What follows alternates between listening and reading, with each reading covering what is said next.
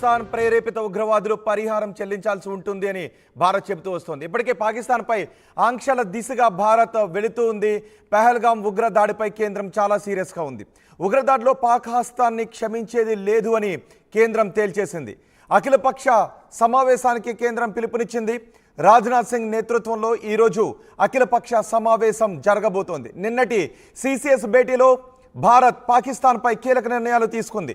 ఈ నిర్ణయాలలో పాకిస్తాన్తో సింధు జలాల ఒప్పందాన్ని నిలిపివేసే విధంగా నిర్ణయాన్ని తీసుకుంది. ఇది పాకిస్తాన్పై చాలా తీవ్రమైన ప్రభావాన్ని చూపించే అవకాశం ఉంటుంది.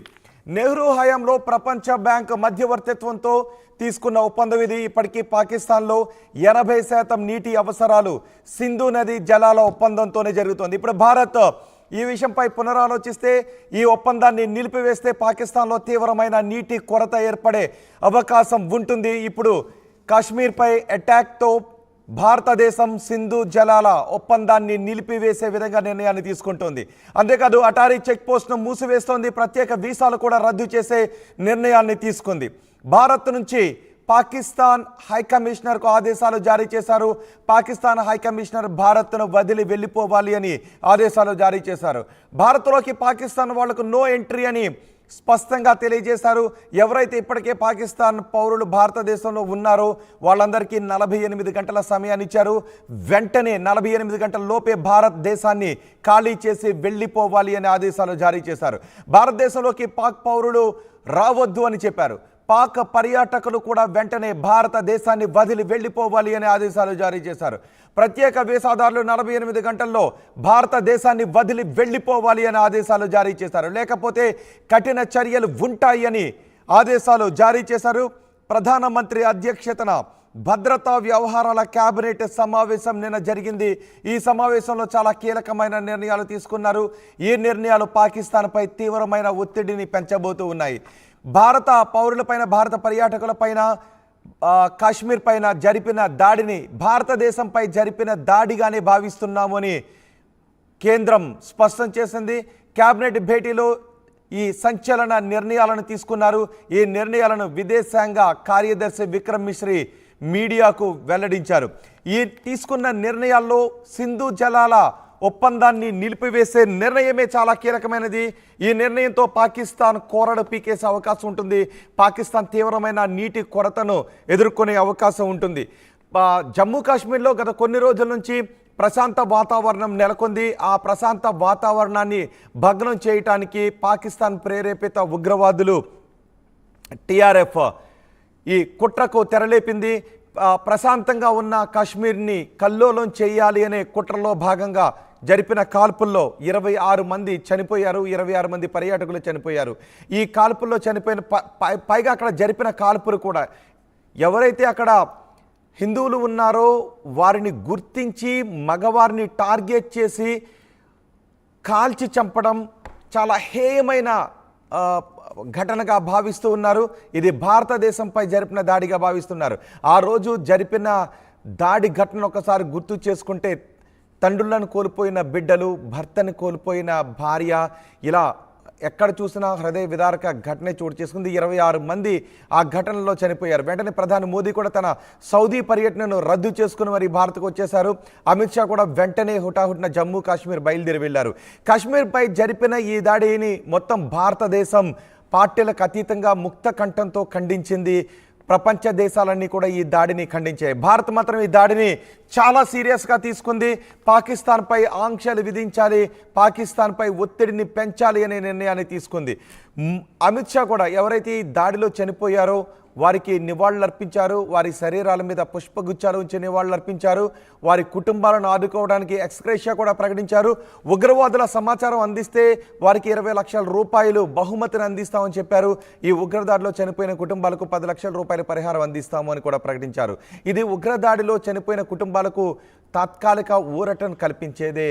అయినా కానీ ఈ ఉగ్ర దాడికి కారణమైన వారిపై తీసుకునే నిర్ణయాలు మాత్రమే యావత్ భారత జాతిని శాంతింపజేసే అవకాశం ఉంటుంది. ఇప్పుడు యావత్ భారత జాతి రగిలిపోతూ ఉంది ఈ దాడితో. ఆర్టికల్ 370 తర్వాత టీఆర్ఎఫ్ పురుడు పోసుకుంది, అదును చూస్తూ ఉంది.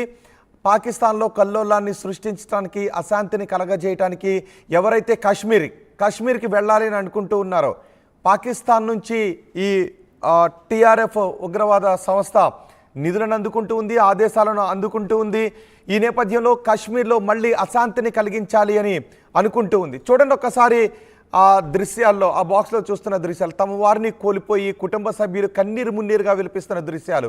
కేవలం వారి కుటుంబ సభ్యులు మాత్రమే కుటుంబ సభ్యులను కోల్పోయి వారి దేహాల ముందు కన్నీరు కార్చడం లేదు. ఈరోజు యావత్ భారత జాతి కూడా ఈ ఉగ్రదాడితో రగిలిపోతూ ఉంది, కన్నీరు కారుస్తూ ఉంది.